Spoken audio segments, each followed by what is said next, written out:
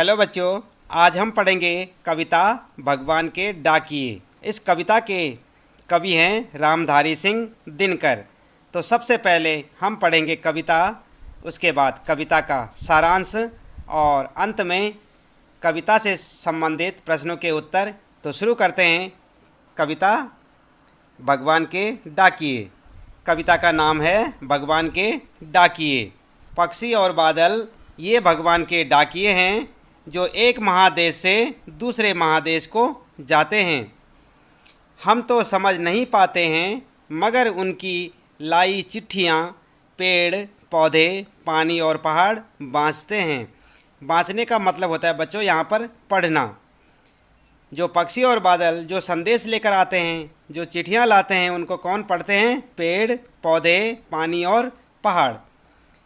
आगे यहाँ पर कवि ने लिखा है, हम तो केवल यह आंकते हैं कि एक देश की धरती दूसरे देश को सुगंध भेजती है और वह सौरभ हवा में तैरते हुए पक्षियों की पाँखों पर तिरता है और एक देश का भाप दूसरे देश में पानी बनकर गिरता है। तो बच्चों, ये थी यहाँ पर कविता जो कि रामधारी सिंह दिनकर इसके कवि हैं। आगे देखते हैं यहाँ पर पाठ का सारांश।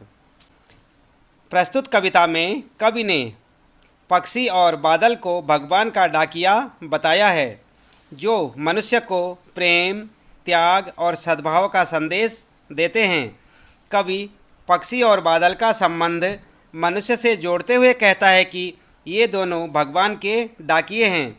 जिस प्रकार सरकारी डाकिया देखा होगा आपने, पोस्टमैन, जिस प्रकार सरकारी डाकिया हमारे लिए हमारे प्रियजनों का संदेश लाता है, उसी प्रकार ये प्राकृतिक डाकिए हमारे लिए भगवान का संदेश लाते हैं।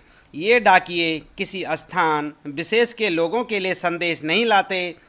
पक्षी आकाश में यहाँ वहाँ भ्रमण करते रहते हैं तथा बादल उमड़ घुमड़ कर पृथ्वी का चक्कर लगाते रहते हैं। इनका विचरण देखकर ऐसा लगता है कि ये भगवान के डाकिए हैं जो भगवान का संदेश लेकर सभी देशों अर्थात पूरी पृथ्वी के आसपास घूम रहे हैं।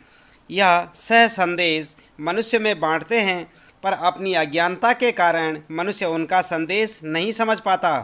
इन प्राकृतिक डाकियों की लाई चिट्ठियों को पर्वत पेड़ पौधे और नदियाँ पढ़ती हैं। पेड़ पौधे अपनी वायु धरती अपनी सुगंध तथा नदियाँ अपना जल किसी सीमा विशेष में रहने वालों के लिए नहीं रखती। वे स्थान जाति धर्म वर्ग आदि का भेदभाव किए बिना सभी को लाभान्वित करती हैं। इनके क्रियाकलाप को देखने के बाद हमें भी किसी से भेदभाव न करने की सीख लेनी चाहिए जिससे कि ईश्वर का संदेश हमारे लिए भी सार्थक बन सके। तो बच्चों, ये था कविता का सारांश और आइए आगे देखते हैं यहाँ पर कविता की व्याख्या करके देखते हैं। यहाँ पर पहले हम कुछ लाइनें कविता की पढ़ेंगे और फिर उनका जो है व्याख्या करेंगे। पक्षी और बादल ये भगवान के डाकिए हैं जो एक महादेश से दूसरे महादेश को जाते हैं। हम तो समझ नहीं पाते हैं मगर उनकी लाई चिट्ठियाँ पेड़ पौधे पानी और पहाड़ बाँचते हैं। व्याख्या आप इस प्रकार से लिखेंगे कि प्रस्तुत पंक्तियों में कवि दिनकर जी ने बताया है कि पक्षी और बादल भगवान के डाकिए हैं। जिस प्रकार साधारणतया डाकिए किसी व्यक्ति का भेजा हुआ संदेश दूसरे व्यक्ति तक पहुंचाते हैं, उसी तरह बादल और पक्षी भी एक एक महादेश का संदेश दूसरे महादेश तक पहुंचाते हैं। मनुष्य अपनी संकीर्ण विचारों के कारण भगवान की भेजी हुई चिट्ठियां समझ नहीं पाता है, लेकिन पेड़ पौधे पानी और पहाड़ उनके संदेशों को समझ पाते हैं और पूरी धरती को ईश्वर के भेजे हुए संदेशों को सुनाते हैं। आगे की लाइनें हैं यहाँ पर, हम तो केवल यह आंकते हैं कि एक देश की धरती दूसरे देश को सुगंध भेजती है और वह सौरभ हवा में तैरते हुए पक्षियों की पाँखों पर तिरता है और एक देश का भाप दूसरे देश में पानी बनकर गिरता है। तो आप व्याख्या इस प्रकार से लिखेंगे कि कवि के अनुसार मनुष्य बहुत ही क्षुद्र बुद्धि यानी कि क्षुद्र प्रकृति का होता है। क्षुद्र का मतलब होता है छोटी प्रकृति का, छोटी सोच वाला, और वह अपनी छोटी सीमाओं में रहकर काम करता है। इसके विपरीत धरती पर व्याप्त फूलों की महक हवा में तैरती हुई पक्षियों के पंखों पर यानी कि पंखों पर सवार होकर एक देश से दूसरे देश पर फैलता रहता है। एक देश का भाप दूसरे देश में जाकर पानी बनकर बरसात करवाता है। इंसानों की तरह बादल एक सीमा में बंधे नहीं रहते और न ही अपने पराये का भेदभाव रखते हैं।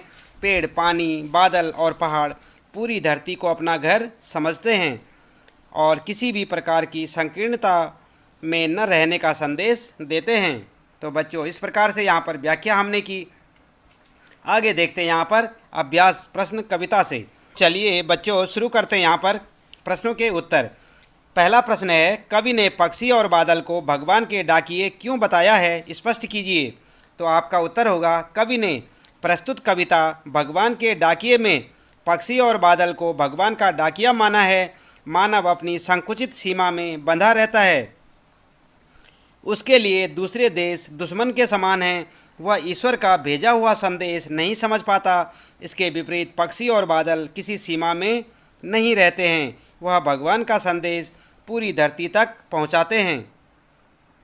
अगला प्रश्न होगा दूसरा, पक्षी और बादल द्वारा लाई गई चिट्ठियों को कौन कौन पढ़ पाते हैं, सोचकर लिखिए। तो आपका उत्तर होगा, पक्षी और बादल, पेड़, पानी आदि ही ईश्वर के भेजे संदेश को पढ़ पाते हैं। मनुष्य अपनी संकीर्णता के कारण इन संदेशों को समझ नहीं पाता है। अगला प्रश्न होगा, किन पंक्तियों का क्या भाव है। तो यहाँ पर कुछ पंक्तियाँ दे रखी हैं और आपने देखना है कि ये किन पंक्तियों का भाव है। तो जैसे आप देख रहे हैं यहाँ पर, कै पक्षी और बादल प्रेम, सद्भाव और एकता का संदेश एक देश से दूसरे देश को भेजते हैं।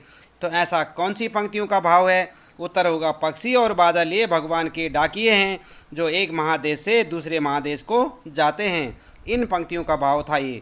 इसके बाद यहाँ पर देखें, प्रकृति देश देश में भेदभाव नहीं करती। एक देश से उठा बादल दूसरे देश में बरस जाता है। ऐसा कौन सी पंक्तियों में लिखा हुआ है।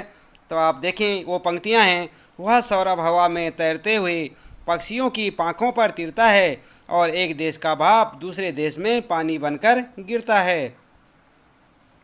आगे बच्चों, चौथा प्रश्न होगा आपके लिए, पक्षी और बादल की चिट्ठियों में पेड़, पौधे, पानी और पहाड़ क्या पढ़ पाते हैं।